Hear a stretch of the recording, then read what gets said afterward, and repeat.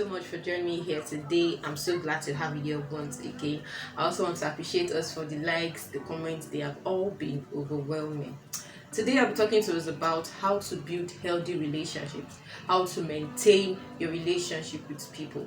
It is important for us to know that at every point in time we would meet people who would have one or two things to do with people, and there is need for us to know how to communicate effectively and deal with misunderstanding. Well, before we go into business of today, I want us to understand that even though you might be an introvert or you're the kind of person that I love to be on my own, you need to know that you cannot make it in life without people. You can't reach that great height you intend to attain on your own. Even when God wants to answer prayers, He sends men to help men out. You cannot do it on your own. You need people to cheer you up. You need people to encourage you.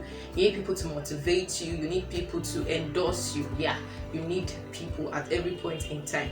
And also when it comes to your association, yes, you really cannot excel or grow beyond your circle of friends. So when you're looking at your 5 closest people, do also understand that you're looking at the likely picture of your future.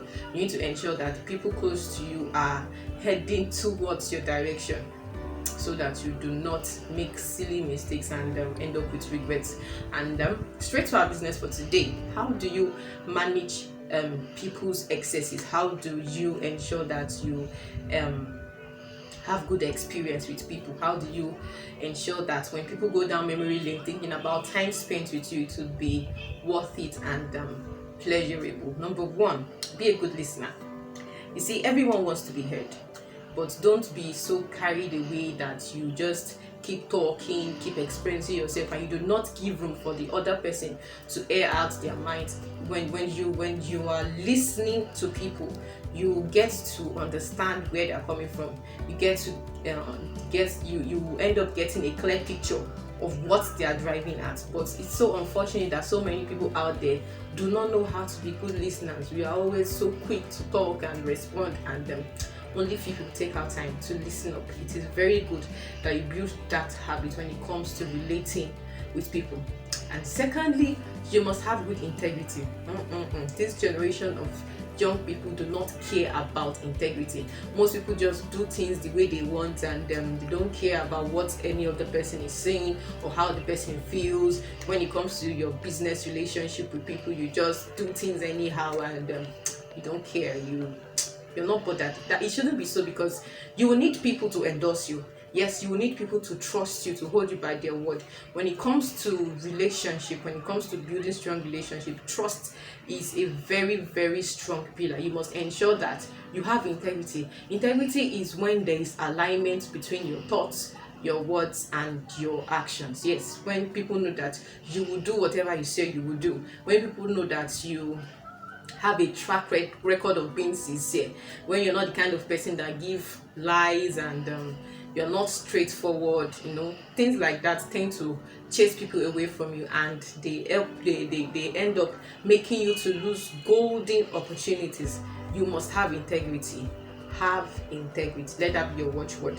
Let it be that most people you come across can always vouch for you. Why? Because you have integrity. And lastly, this one very, very important as well. You must know how to deal with offenses. Everyone have their different principles and ways of reaction, ways of responding to things and all that.